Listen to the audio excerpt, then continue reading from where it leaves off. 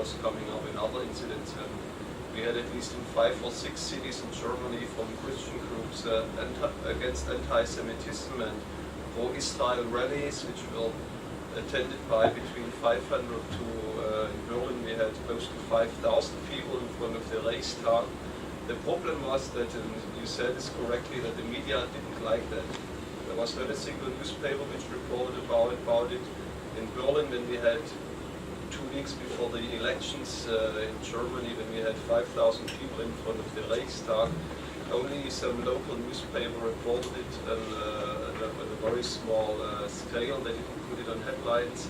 If you had a couple of 100 or 50 Palestinians demonstrating against Israel, you found it on the top side of the papers, but somehow this wasn't like what was happening there. So there are some groups which are active. There could be done or should be done much more, you're right, but I think there are some groups, and I think it's also time that we coordinate, and I would be very happy to talk to you later on, because we are working right now also in Brussels to fight anti-Semitism there in the European Union, and I think it's a very sincere time which we are living in right now in Europe. The question what I'm having and what I until now didn't understand when I was following the whole development in the last year, what is the actual link between anti-Israelism and anti-Americanism, which is happening in the last couple of years in Europe? Why are these two developments coming out together? Is it just because there are a lot of influential Jews, which probably there aren't so many in America, or what is the philosophical reason why these two developments are coming parallel? Israel and the United States are close friends, to sum it up very sloppy. And so after September 11, there were these, perhaps at the first time, at the first weeks, there was like, oh, what happened there and how terrible and so on and so on. And then sometimes those conspiracy theories popped up, not only in the internet, but there are now, I think in Germany now, the latest thing I know is around 5 to 6 bestsellers that perhaps the United States initiated these September 11 attacks by their own, helped by the Mossad, helped by Jews, etc., etc. These are bestsellers. In their 5th or 6th print, they're coming out. So it's not only like some intellectual or some esoteric, strange people are reading these things. These things are now discussed really in everyday life. If you are invited to some dinner, I don't know, it pops up like, and what do you think? Terrible that 3,000 people lost their lives, but no Jew lost a life. So these theories are common. And so the evil is not those who attacked the Twin Towers, or those who attack here buses and cafes, and therefore often young people, students, children. But it's the one who really initiated those things, and the reason that people are bombing these things is because of Israeli and American politics. And so, you know, they define it by themselves like who is the one who's really to blame for it. And so this walks hand in hand, and this was so open at these anti-war demonstrations in last spring. The posters you had there, it was terrible, and the people marched behind it. Oh, it's okay. Yes, Israel is to blame, and the states are to blame, and they are walking together hand in hand, so we can walk together hand in hand with pro-Palestinian anti-Semitic groups. It's no problem. It's only a fight on the level of politics. Two remarks on that. The first one, if I may. The first one is the same Sloterdijk who was mentioned here declared to the Austrian weekly Profil that there are only 2 rogue states in the world, America and Israel. That recalls, of course, that the leading German philosopher of before the war, and perhaps Europe's leading German philosopher after the war, Heidegger, was a Nazi. So the similarity is very clear.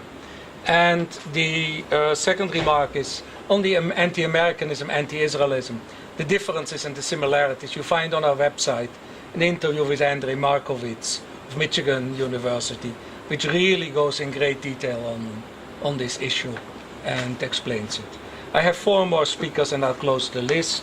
Next is Chaya Hershkovitz, thereafter Dr. Cohen-Stewart. Yes, Susan, thank you very much. It was very interesting, shocking, frightening, but then all Manfred's lectures are like that. I am guilty. Of course. You are to blame, so we have some scapegoats.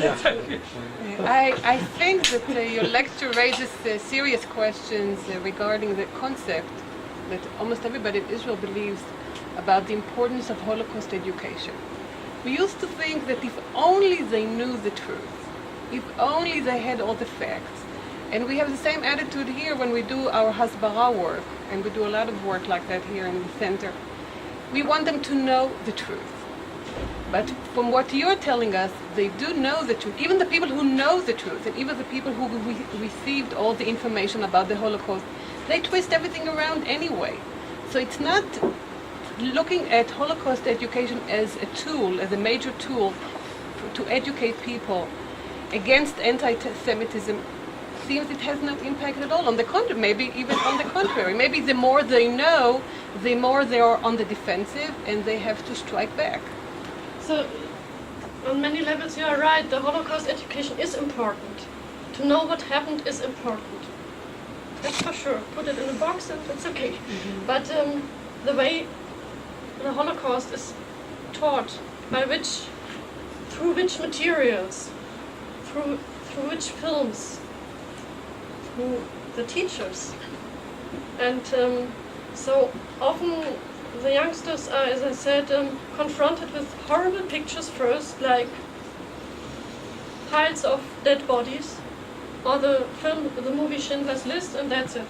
And that's a preparation to learn.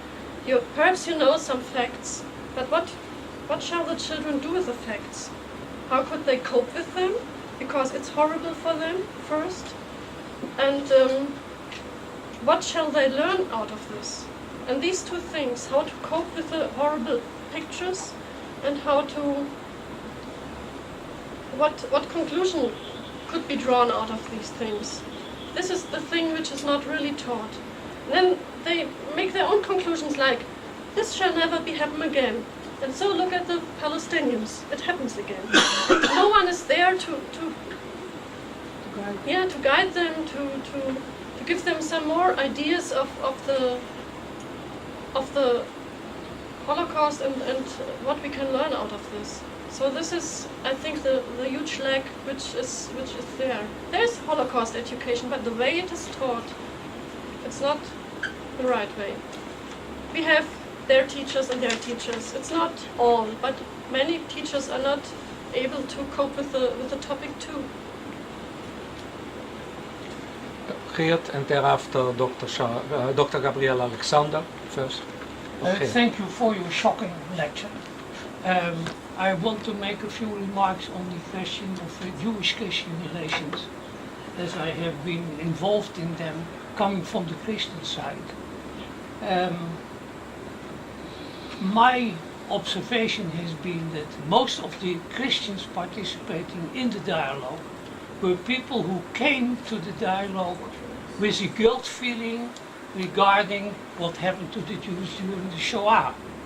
Many of those have been captured by the guilt that has been imposed on them by the Palestinians, telling we are the real victims of the Shoah, we are the real victims of the Shoah, so therefore they bent out.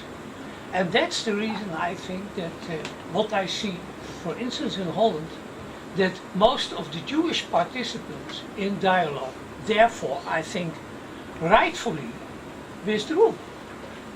And said it makes no sense to talk with those Christians who just come only from this kind of background and with this kind of interest. I also share your worry about the philo-Semitism. I just think of the discussion that was in the paper a couple of weeks ago about the American fundamentalists regarding the withdrawal of Gaza, whatever you may think of that. But the fact that Jews might consider to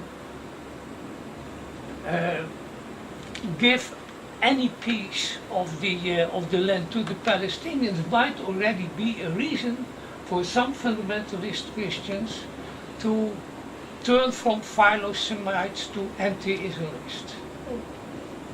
For then they are blocking their ideas of the coming of the Messiah. Very specific topic. Yeah. Look, we'll publish this summer an interview with Richard Landis on apocalyptic elements in anti-Semitism and philo-Semitism, so we'll deal with it. Look, I cannot take any more questions. I only the ones on the list. Gabi, and after in the last one, Dr. Charles Baumann. Just some short remarks, and thank you very much for the lecture. You don't have always to go to Germany to confront those anti-Semitic views. I had one here at the Hebrew University cafeteria where I went into I wouldn't even say discussion, just a talk with some German student over there, and he went on with all those anti-Zionist, not very nice remarks about Israel. And then for the argument, I came up with the idea, it's one of my sins. Maybe you are right. I have the German citizenship. You know what? I'll pack up and go back to Germany. Go back. Never was in Germany. Never lived really in Germany. He was shocked. He was just shocked. But you really have an official dual citizenship and you could live in Germany? It was. Well, there are 125,000 but Israelis with German citizenship. Actually, and a I million think applying for Polish being very drastic, a lot of those people are sorry that the job in the Holocaust wasn't finished. If you take it now very, very literally, what those people write and say, really. This point number one. I wouldn't give that writer about the bombings a new invention. I remember very well when I was in Germany in the 80s, there was a slogan, Auschwitz, Dresden, Hiroshima. I think it's just the same. But it was not like the bestseller. Okay, he makes a lot of money out of thousands it, of copies. and he has his public relationships about it. I was in Germany as a youth already in the 60s and 70s, not in the 80s, and I had the impression not very much change in the anti-Semitism, but at that time it wasn't what they say in Germany, hofiert. We didn't talk about it. Hofjuden? No, not Hofiert. hofiert. Yeah, I know, but It wasn't nice to express it. But some Now it's legitimate. You can say it. some No problem about representatives it. of the Maybe Jewish you can again community, be proud about it. the representatives of the Jewish community even play this game sometimes to say, okay, we are pampered by the Germans, so we say what they want. This is a very thin track on which some people are walking. Last question, Dr. Well, I'll take two more questions. Last question, Dr. Charles Baumann, and the very last question, Amos, you will. Statements already have been done. But I have other two questions to you. One is if you can find a relationship between the Wiedervereinigung, the reunion of Germanists after World War II, and what happened since then in the relations between Germans and Jews. And the second is if here in Israel we can do something about it, because the survivors of the Holocaust are very slowly dying away, and they are the last testimonies of the other general crime that the Germans have done. If we can do here something, not to accuse again the Germans what they have done, but that we can do something for the Germans, I would say, not for us, that things like this shouldn't happen again. So I would say if we can do in the 40s, 50s, 60s, we had missionaries, shlichim, we call it, who are getting Jews to think it over, whether to go to the United States or to go to Israel, Palestine, then to Israel. Can there be such missionaries again to do something in Germany that this trend should be even not very much, if it could be changed a little bit? There are two things. Some members of the Jewish community say, perhaps slowly we have to rethink about the installing of Jewish communities, and the majority say, Hitler shall not win, so let's stay. But interesting, because I don't have numbers, but I don't know, for 30 years or something like this, last year the first youth aliyah transport from Germany to Israel came. So this is the first sign to say, wow, what's happening there? Because youth aliyah in Germany, it's much more like collecting, fundraising, making some work, something like this, but not to prepare children to go out. This was the first transport for many, many years after the war, for sure. Really last question. Amos. What about the Israeli embassy? Do they do something? And if they do, is it effective? They do many things. They do it effective. You can download, you can order, you can do everything. There are people coming from the embassy to schools. It's everything there.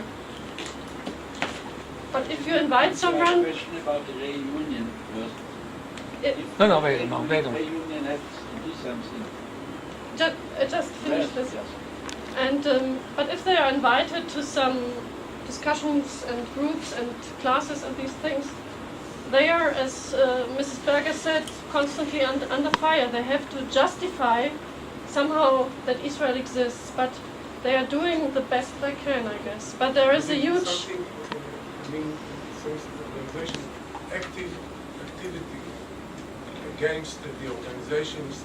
They invite publishing, journalists, they invite people, even journalists as people who are writing and having this opinion. But after Avi Primor, who was a really beloved man in Germany, left, and Shimon Stein came, it's finished, like, somehow, because most of the Germans doesn't like Shimon Stein because he's not so smooth, and he doesn't love the Germans as Avi Primor did, and these things. It's a very interesting development. And the last thing to this unification of Germany, there is, like, after this unification, first there was, okay, we have to say that people have not to be in danger, we are not doing something bad, it's only a unification of two countries. But slowly, even there, the doors went open to this new-fashioned anti-Semitism. Well, thank you. When you come to Israel, we hope to have you as a discussant on the other side of the day. Thanks a lot. But informally, but I like this.